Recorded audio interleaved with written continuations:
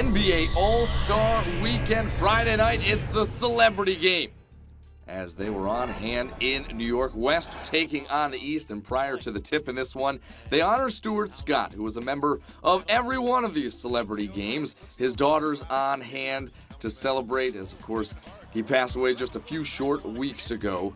But meanwhile, as the game got started, three-time reigning MVP Kevin Hart gets the scoring underway with a lay-in, but then he gets showed up by Monet Davis of the Little League World Series fame. Monet, an 8th grader, Kevin Hart, the height of an 8th grader, as Davis puts Hart in the spin cycle for the bucket. Davis's coach, Mike Golick, loving it early on.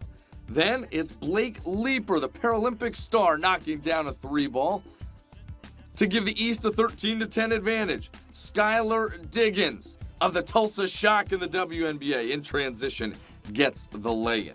Meanwhile, Chris Mullin, always known as a sharpshooter in his NBA days, he was distributing in this one. A nice little zip pass to Arcade Fire singer Win Butler, and then Mullin finds Robert Pera, owner of the Memphis Grizzlies, as the West led 32-24 at halftime. Hart, though, strong in the second half. Here on the break, 1-on-2, decides to keep it himself right there.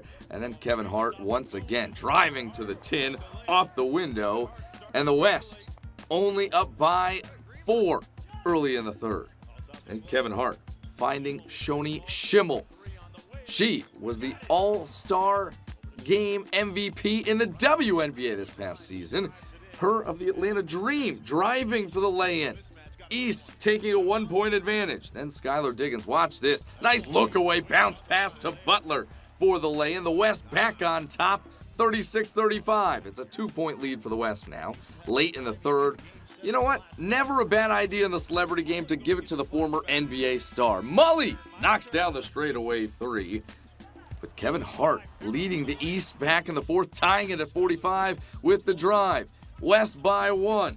Diggins once again getting it to go, this time on a floater. And then Diggins finding Robert Pera, who was apparently dunking in warm-up. So the guy's got some game. The West goes on to win 59-51, but Kevin Hart on the losing end of things makes it 4 straight MVPs for the comedian.